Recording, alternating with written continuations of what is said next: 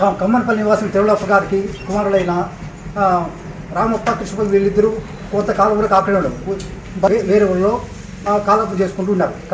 బతుకుతూ చేసుకుంటూ గౌరవమైన జీవితం గడుపుతున్నారు. ఈ సమయంలో ఆ కమ్మనపల్లిలో ఉన్న జనార్దన్ రెడ్డి ఇదే ఆధారం చూసుకొని 334 ఉన్న భూమిని బలం ఉపయోగించి తనపై 1 అడవిగా చేస్తున్నాడు. అయ్యా బయటపల్లి మండల రెవెన్యూ అధికారులు అడుగుతున్నాం, అయ్యా పాల్పడిన ఈ మండల రెవెన్యూ ఆఫీసర్ అందరూ దీనికి చట్టరీత్యా భాగస్వాములు కాబట్టి వారిపై కఠినంగా చర్యలు తీసుకోవాలని ఆర్డీఓ గారిని మేము కోరుతున్నాము.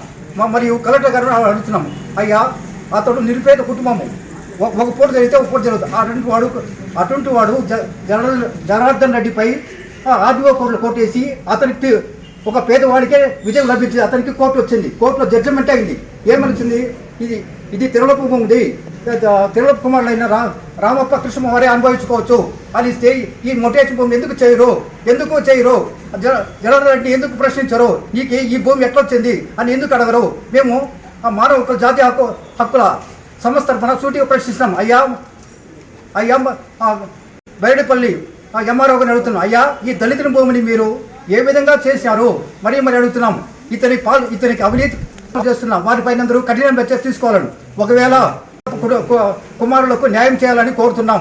మరియు ఈ పోలీస్ అధికారులను బయటపల్లి పోలీసు అధికారులు అడుగుతున్నాం, అయ్యా సివిల్ కోసం మేము ఎంటర్గామ్ అంటున్నారు, కానీ ఎంటర్కాండా ఏ పక్క న్యాయం చేయమని మేము డిమాండ్ చేస్తున్నాం.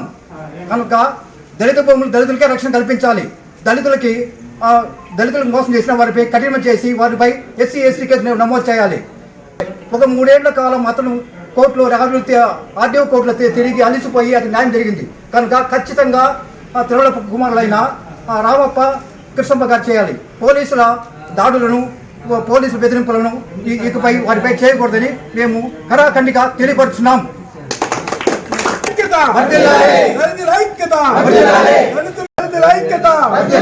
దళితుల పట్ల అధికారుల నుండి వైఖరి, దళితుల పట్ల అధికారుల నుండి నిర్లక్ష్య వైఖరి రావాలి. దళితుల పట్ల పోలీసులు బెదిరింపులు, దళితుల పట్ల పోలీసులు బెదిరింపులు, దళితుల భూములు దళితులకే, దళితులకి రక్షణ కల్పించాలి. ఐక్యత, దళితుల ఐక్యత, దళితుల ఐక్యత, దళితుల భూములు దళితులకే, దళితుల భూములు దళితులకే. మీరు ఎంత వండేస్తే మేమంతా జగమండి కూడా ఉన్నాం, మేము వదిలిపెట్టే ప్రసక్తి లేదు. ఎంతలో కాలంటే ఇక్కడ కూర్చుంటాం, మాకు ఆ అనుభవాలు ఉన్నాయి. వానలో కూర్చుంటాం, వానల్లో పోరాటాలు చేసినాం, ఎండలో పోరాటాలు చేసినాం. మాకేమి ఇదేం కొత్త కాదు.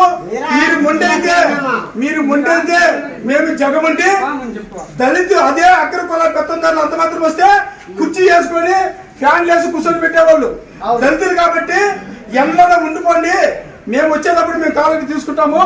దళితుల పైన ఎంత మమకారం ఉండదో స్పష్టంగా అర్థమవుతున్నది. ఈ విషయాన్ని సోషల్ మీడియాలో మొత్తం టోటల్ గా పబ్లిసిటీ చేస్తాం మీ వ్యవహారాన్ని. అందుకే చెప్పేసి ఈ సందర్భంగా మేము కరాఖండిగా చెప్తున్నాం. ఎంత తొందరగా వచ్చి మా విన్నపాన్ని ఆలోచిస్తే బాగుంటుంది అని చెప్పుకోవచ్చు కూడా మేము తహసీల్దార్ వారికి విన్నవించుకుంటున్నాం. మిత్రులారా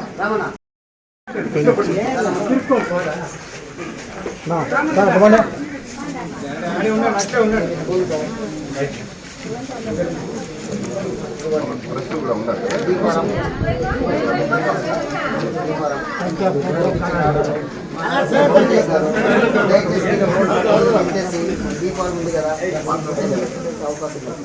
వీళ్ళు తిరిగి వెళ్ళిపోతారు. పోలీసులు కూడా ఫోన్ చేస్తా ఉన్నారంట, నీ డాక్యుమెంట్ ఏమి ఎత్తుకొని రమ్మని. వాళ్ళకి ఎందుకు ఇవ్వాలి సార్ డాక్యుమెంట్? వీళ్ళని ఎందుకు ఇబ్బంది పెడతారు? మొటేషన్ పెట్టేస్తే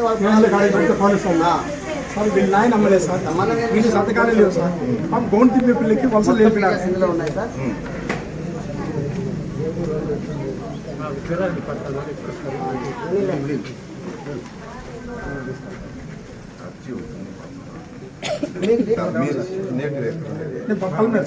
కదా విషయం అంతా మీరు తెలుసుకోండి. ఏమంటే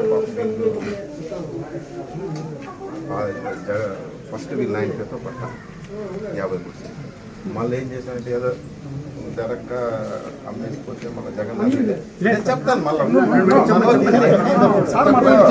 మన రికార్డ్ చూసి, ఎందుకంటే మీరు ఎంతమంది వచ్చినారు కాబట్టి నేను రికార్డ్ చూసుకొని వచ్చిన ఏమేమి జరిగింది ఫస్ట్ ఫైల్ అంతా నా దగ్గర ఉంది కదా, మీకు తెలియదు కాబట్టి మనం మళ్ళీ ఎట్ట చేద్దామో దాని ప్రకారమే చేద్దాం. జరిగింది ఏమంటే చెరువుల పేరుతో పట్టా ఉండేది వాస్తవం, చాలా ఏళ్ళు ఇప్పుడు కాదు. మీరు చెప్పినారు చూడండి, ఇది జగన్నాథ్ లేటెస్ట్. ఇది దీన్ని ఏం చేశారంటే క్యాన్సిల్ చేసి వైలేషన్ కింద వేసి జగన్నాథ్ రెడ్డి వేసినారు. జగన్నాథ్ రెడ్డి తర్వాత తిరువులప్ప అప్పీల్ వేసినారు. ఎవరి దగ్గర ఆ పటాకి జగన్నాథ్ రెడ్డి మేము అమ్మలేదు, ఏదో మనం నేను అమ్మలేదు అని మళ్ళా సబ్ కలెక్టర్ దగ్గర చేసినాం. అప్పీల్ జరిగి 25 ఏళ్ళ తర్వాత మళ్ళీ వచ్చాడు రామగోపాల్ తిరువులప్ప. ప్లస్ మనకు అది మెయిన్ రోడ్ కదా, మెయిన్ రోడ్ జగన్నాథ్ రెడ్డికి వీళ్ళకి గవర్నమెంట్ పర్పస్ చేస్తాం, మనం గవర్నమెంట్ స్పాన్సర్ చేస్తాం. జేసీ కదా ఆర్డర్ మళ్ళీ దానిపైన వైన్ అప్పీల్ పోయినాడు జగన్నాథ్ రెడ్డి అప్పీల్. అది మళ్ళీ రీఎన్క్వైరీ జేసీ దగ్గర జరిగి సబ్ కలెక్టర్ దగ్గర పెండింగ్. మళ్ళా ఈయన హైకోర్టు పెండింగ్ 23 ముందు సంవత్సరం మళ్ళా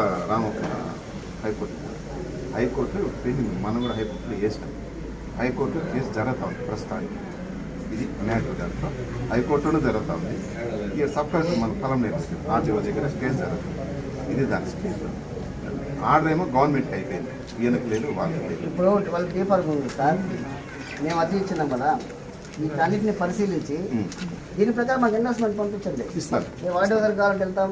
ఆల్రెడీ శిశుడు గారి దగ్గర కూడా వెళ్ళాము, మళ్ళీ కావాలంటే కూడా వెళ్తాం. ఇలా నేను మీకు డీటెయిల్స్ మొత్తం చెప్పినాను, ఉన్నాయి. మనం చేద్దాం. ఈ ఏది details ప్రకారం మాకు investment ఇప్పుడు హైకోర్టులో ఆయనకి అయింది, పొలంలో ఆర్డీఓకి అయింది, ఆయనకి అయింది. దానివల్ల చెప్తాను. అట్లా చేయండి సార్. Thank you sir. మొత్తం